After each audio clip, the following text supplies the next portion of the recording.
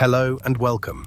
Today we will be exploring one of the most profound and enduring relationships in the history of life on Earth.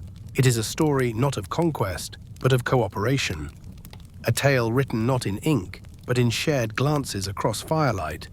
We are going to journey back through the mists of deep time to understand how a fierce apex predator became our closest companion, our protector, and our family. Together, we will uncover the ancient pact that turned the wolf into the dog, and in doing so, changed what it means to be human. To understand the beginning, we must cast our minds back to the Ice Age. The world is a vast, unforgiving expanse of glaciers and tundra. For early humans, nightfall does not bring comfort, it brings danger. We are not yet the masters of the planet. We are huddled in caves, fragile and exposed. Outside, in the crushing dark of the prehistoric winter, the wind howls, and within that wind, there are other voices. The grey wolf, a competitor, a threat. For thousands of years, humans and wolves occupy the same ecological niche. We hunt the same mammoth and reindeer, we fear the same starvation. In these early days, there is no friendship. There is only a terrified respect. The wolf is the shadow in the snow, the glowing eyes at the edge of the torchlight. We watch them from afar, observing their pack structures, their coordination, their loyalty to one another. Traits that look eerily similar to our own. But then something shifts. The popular story tells us that humans stole wolf pups and trained them, but science suggests a different, softer truth. The dog likely domesticated itself. Picture the braver, less aggressive wolves, the outcasts of the pack. They discover that adhering to the human camp is an easier survival strategy than the hunt. They creep closer, drawn by the smell of roasting meat and discarded bones. The humans, sensing these animals are less dangerous than their brethren, tolerate their presence. A perimeter is formed, a flight distance is shortened. Over generations, the wolves that are less stressed by human proximity survive and reproduce. The adrenaline levels drop, their ears flop, their snouts shorten, and their coats become spotted. In the soft glow of the Mesolithic campfire, the first true gaze is exchanged. It is a look not of predation, but of curiosity. The pact is sealed over a tossed scrap of bone. As the ice retreats and the world warms, humanity undergoes a radical transformation. We stop wandering and start building. We plant seeds, we tame livestock, and as we change, the dog changes with us. They are no longer just camp followers, they have jobs. In the settlements of the Near East and Europe, the dog becomes the guardian of the hearth. They watch over the herds, their predatory instincts repurposed to protect sheep and goats from the very wolves they descended from. They become alarm systems for the first villages, barking at intruders in the night. The bond becomes spiritual. At sites like Ain Malaha in Israel, we find the ultimate proof of this love, an elderly human buried with a puppy, her hand resting gently on its chest.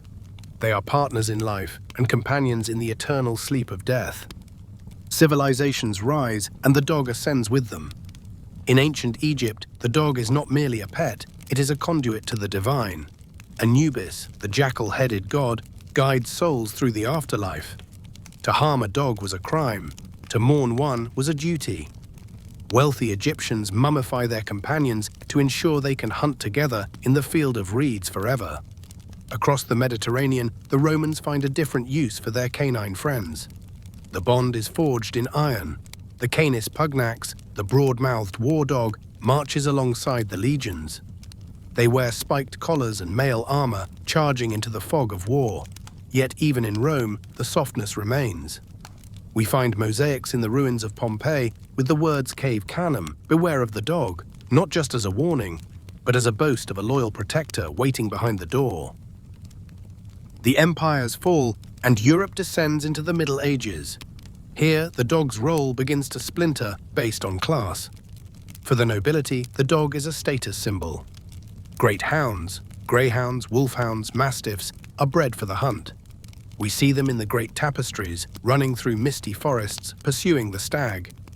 They dine in the great halls, sleeping near the Lord's feet, eating the finest scraps. But for the common peasant, the dog remains a scruffy, essential worker. The terrier rids the barn of rats. The shepherd dog navigates the rugged terrain of the highlands. These dogs are not bred for beauty, but for wits and grit.